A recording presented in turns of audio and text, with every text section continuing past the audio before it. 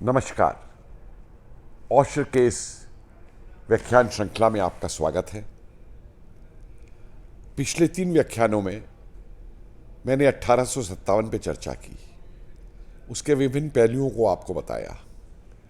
आज उसी 1857 के महान संघर्ष को आगे बढ़ाते हुए उसके प्रभावों के ऊपर मैं आपसे कुछ चर्चा करना चाहता हूं। अंग्रेजों ने इसको दबा दिया था, लोग समझते थे कि ये खत्म हो गया, लेकिन भारतीय मस्तिष्क में, भारतीयों के हृदय में 1857 ने एक ऐसा बीज बो दिया था राष्ट्र के लिए संघर्ष करने का कि वो बीज अलग अलग समय पे उभर उठता था। वो आग जो दबा दी गई थी वो चिंगारी बन के फिर भभक उठती थी। मैंने कुछ विद्रोहों की भी चर्चा की उसके बाद कि एकदम जैसे नील विद्रोह हुआ था। अंग्रेज, उनकी सबसे बड़ी चिंता अब यह थी कि दोबारा भारत के अंदर इस तरीके का विद्रोह ना हो। भारत में उनके स्वामी भक्त पिट्ठू बने रहे और इसके लिए उन्होंने कई हथकंडे अपनाए। जमींदारियां, ताल्लुकदारियां अपने वफादारों को दे दी, पुरस्कार दिए, राय बहादुर, सर, ना जाने क्या क्या उपाधियां दी, फूट डालो की नीति अपनाई, विभाजित किया भारत को, भारत के सामाजिक ढांचे को विभाजित किया। लेकिन इसके बावजूद भी क्रांति की चिंगारियां उभरती रहीं।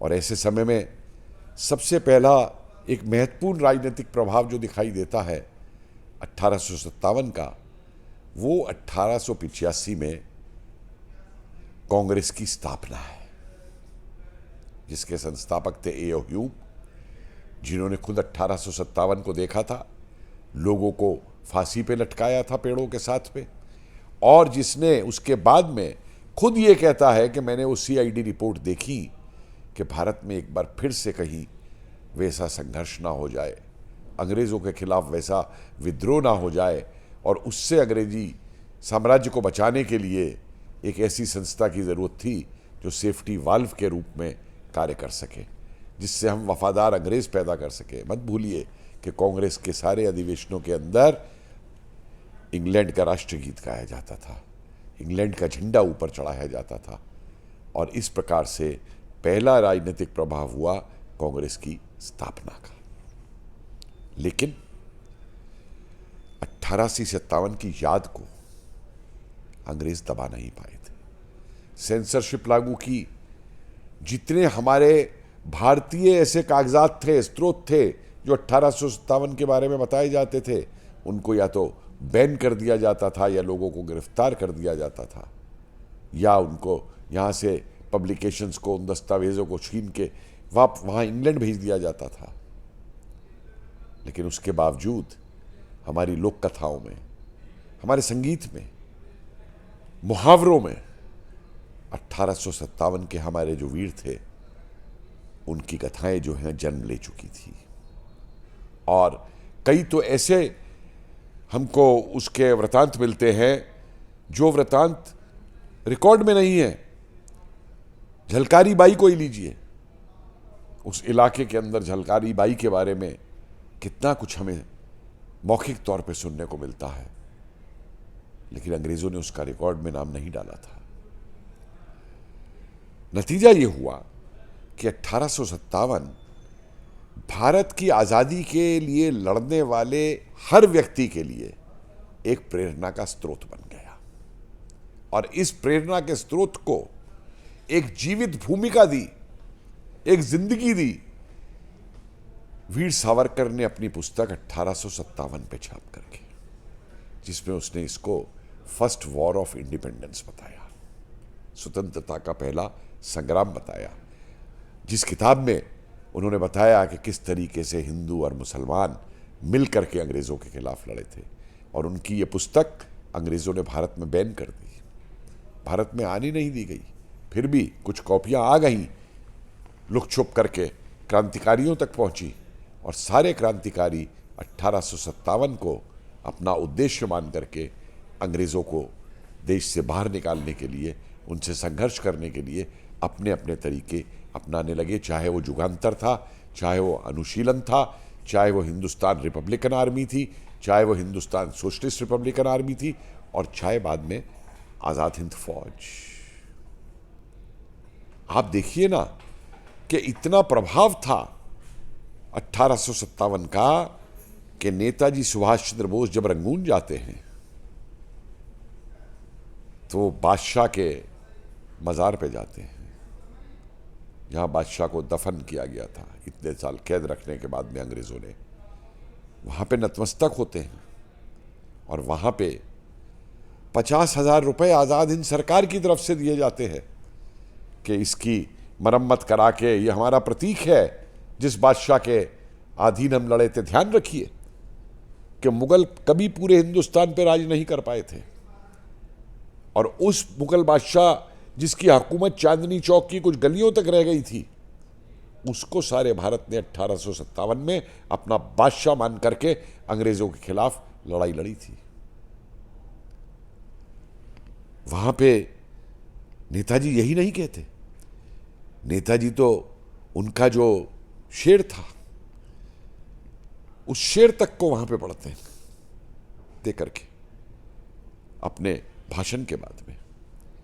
और दूसरी बात सोचिए इसके प्रभाव की कि पनडुब्बी के अंदर जब नेताजी आ रहे हैं जर्मनी से जापान आने के लिए, तो आबिद हसैन उनके सेक्रेटरी जो उनके साथ हैं वो बताते हैं कि उस पनडुब्बी के अंदर बैठे हुए ही नेताजी ने यह कहा कि हमें एक ऐसी स्त्रियों की सेना बनानी है जो रानी झांसी की तलवार को फिर से जीवित कर सके। हमें एक महिला फोर्स बनाना है। और सिंगापुर पहुंचते ही दूसरे ही दिन अपने भाषण में प्रवासी भारतीयों से अपील करते हैं नेताजी कि मुझे एक स्त्रियों की यूनिट बनानी है। नेताजी के उस भाषण को देखिए जिसमें वो पूरा याद दिलाते हैं भारत की वीरांगनाओं को, प्राचीन काल से लेके और रानी झांसी तक, और किस तरीके से वो कहते हैं कि आज मुझे भारत की ये वीरांगनाएं चाहिए जो रानी झांसी की तलवार को मयान से फिर निकाल करके एक बार उस तलवार से अंग्रेज़ों पे अब जीत हासिल करें। किन्हीं कारणों रानी जीत नहीं पाई थी, हमें आज रानी के उसको दोहराना है और अंग्रेज़ों को देश से आज़ाद कराना है, जिसका नतीजा होता है रानी झांसी रेजिमेंट का बनना। दुनिया की पहली आधुनिक महिला सेना, एक बहुत बड़ा अचीवमेंट था। और किस प्रकार से भारत की नारियों ने वहां पे, प्रवासी नारियों ने जो बंधुआ मजदूर बन के गई हुई थी, जो भारत के बारे में जिन्होंने भारत को देखा तक नहीं था, 15 साल 16 साल की बच्चियां निकल के आई और उसमें भर्ती हुई। उनके वृतांत अगर पढ़ें, दुर्भाग्य तो यह है कि उन वृतांतों को हमारे यहां दबा के रखा गया, हमारी युवा पीढ़ी को बताया तक नहीं गया, जबकि सारे स्रोत मौजूद थे। जानकी तेवर ने भी लिखा, लेफ्टिनेंट जानकी तेवर ने, लक्ष्मी सहगल, कैप्टन लक्ष्मी सहगल ने भी लिखा, और बहुत लोगों ने लिखा कि कैसे रानी झांसी रेजिमेंट बनी, कैसे उसके अंदर रानी झांसी रेजिमेंट के अंदर लोग आते थे। कि 16 साल की बच्ची घर से भाग करके चली आई है और कहती है कि मैं तो सेना में, आज़ाद हिंद सेना में भर्ती होऊंगी, और उसके घर वाले पीछे आ जाते हैं कि वो भर्ती नहीं होगी। और उनमें वार्तालाप होता है, उसकी बहन कहती है अगर तू इस सेना में जाएगी तो तू मर गई हमारे लिए। तो कहती है हाँ मैं मर गई तुम्हारे लिए, आज से मैंने नया जीवन लिया है रानी झांसी की तरीके से देश को आज़ाद कराने के लिए। तो बहन कहती है तूने कपड़े भी हमारे पहन रखे हैं। तो कैंप के अंदर भाग के जाती है, अपने कपड़े बदल के आके घर के कपड़े दे देती है, अपने कान के बुंदे उतार के दे देती है, गले की माला उतार के दे देती है कि मुझे घर का कुछ नहीं चाहिए। एक पत्नी आती है, मेरे पत्नी एक पति को बुलवाइए, पति को बुलवाया जाता है, ये मुझे रानी झांसी रेजिमेंट में भर्ती नहीं होने देता। और पति कहता नहीं ये तो सिर्फ घर का काम करेगी, भर्ती नहीं होगी। और पत्नी कहती है मैं तो भर्ती होऊंगी। और 3 घंटे की बात के बाद में जब ये लक्ष्मी सहगल और ये उसको पति को समझाती हैं तो वो पति भी आज़ाद हिंद फौज में भर्ती हो जाता है करके। एक और ये जानकी तेवर की खुद 16 साल की थी जब नेताजी का भाषण सुनने के बाद इसने अपने कानों के बुंदे और जो भी कुछ इसने आभूषण पहन रखे थे वो उतार के वहाँ दे दिए थे, और नेताजी इसके घर चले जाते हैं शाम को वापस करने के लिए कि कहीं ये बच्ची उसमें ना दे गई हो। वो मना कर देती है वापस लेने से, और उसके पिता और पैसा देते हैं आज़ाद हिंद फौज के लिए, और वही जानकी तेवर जाकर के फिर लेफ्टिनेंट बन के लक्ष्मी सहगल की जगह बाद में कमांडेंट बनती है रानी झांसी रेजिमेंट की। ये प्रभाव था। आप हिंदी की पत्रकारिता देखिए उठा करके, जो कविताएं फिर बाद में बनी कि खूब लड़ी मर्दानी वो तो झांसी वाली रानी थी, ये कविता तो काफी प्रचलित हो गई देश में, लेकिन हर प्रदेश के अंदर जो कविताएं बनी हैं, चाहे वो बेनी माधो सिंह पे बनी हो, चाहे वो मनकी बाई पे बनी हो, चाहे वो कुंवर सिंह पे बनी हो, तात्या टोपे पे बनी हो, मौखिक तौर पे हर भारतीय ने 1857 को याद रखा। और आज 1857 के उन प्रभावों को जब हम देखते हैं, जब हमारे सामने आते हैं, तो कई कई नए तथ्य निकल करके सामने आ रहे हैं। 10 मई की तारीख आते ही अंग्रेज कांप उठते थे, घबरा जाते थे कि फिर से ऐसा विद्रोह ना हो जाए, तो अपनी छावनी में छुप जाते थे। उस दिन जाकर के अपने परिवारों को छावनी में ले जाते थे, इलाहाबाद में अपने को किले में बंद कर लेते थे, दिल्ली में लाल किले के अंदर चले जाते थे, मेरठ की छावनी में चले जाते थे। एक तो मैं सीआईडी रिपोर्ट देख रहा था 1917-18 के करीब की, कि वो आनंद भवन के अंदर कोई फंक्शन था शादी ब्याह का, तो रिश्तेदार आ रहे थे, तो सीआईडी इंस्पेक्टर ने लिख दिया कि 10 मई आने वाली है और यहां लोग इकट्ठे हो रहे हैं, क्या दोबारा तो विद्रोह की प्लान नहीं बन रही। और अंग्रेज उस दिन 10 मई के दिन जो है वो इलाहाबाद के किले में ले गए अपने परिवारों को छुपा करके। और ये देखिए इस डर की 1857 की जो असली अहमियत है वो 1945 में जाके पता चलती है, जब ऑखिनले कमांडर इन चीफ अंग्रेजी सेना का लिखता है नवंबर 1945 के अंदर वेवल वाइसरॉय को कि 1857 जैसी स्थिति पैदा हो गई है, और अगर हमें हिंदुस्तान में रहना है तो हमें हिंदुस्तान को दोबारा वैसे ही जीतना पड़ेगा, और उसके लिए मुझे 1 लाख यूरोपीय सिपाही चाहिए होंगे। यह था 1857 का डर जो अंग्रेजों के सिर के ऊपर लगा रहता था। और उस पे फिर वेवल आगे लिखता है कि हमें कॉम्प्रोमाइज कर लेना चाहिए और एग्रीमेंट कर लेना चाहिए, और भारत छोड़ने की बात अंग्रेज कर रहे हैं। उस समय भारतीय अंग्रेजी सेनाओं के अंदर जो कार्यरत थे, जब उन्होंने रेजिमेंट राजी के बारे में सुना तो वो तैयार हो गए दोबारा अंग्रेजों के खिलाफ विद्रोह करने के लिए। नौसेना सैनिकों ने कह दिया था वहीं सिंगापुर के अंदर, आईएनएस तलवार जो लेके आया था आजाद हिंद सेना के लोगों को, कि तुमने जो करना था कर लिया, अब हमारी बारी है, अब हम देखेंगे।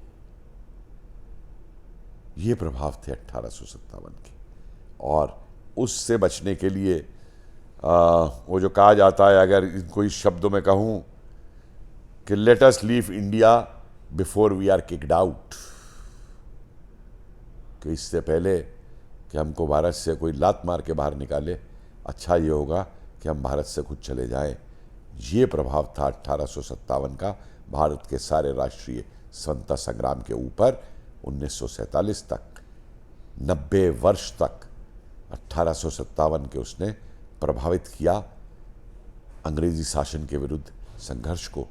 मत भूलिए कि 1858 के अंदर लाल किले के अंदर बादशाह के ऊपर अंग्रेज़ों के खिलाफ बगावत का मुकदमा चलाया गया था। कई राजकुमारों को फांसी दी गई थी, बादशाह को बर्मा भेज दिया गया था। और उसी लाल किले के अंदर 45 नवंबर से लेके जनवरी 46 तक आज़ाद हिंद फौज के सैनिकों के ऊपर मुकदमे चलाए थे अंग्रेज़ों ने, जिसमें फिर एक बार अब की बार अंग्रेज़ों को मुंह की खानी पड़ी थी।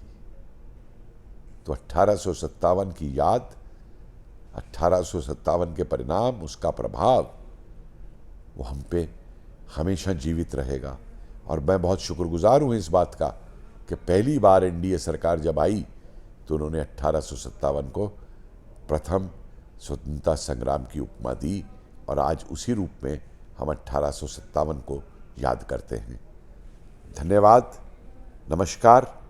जल्दी फिर मुलाकात होगी एक और विषय पे, एक और व्याख्यान के साथ।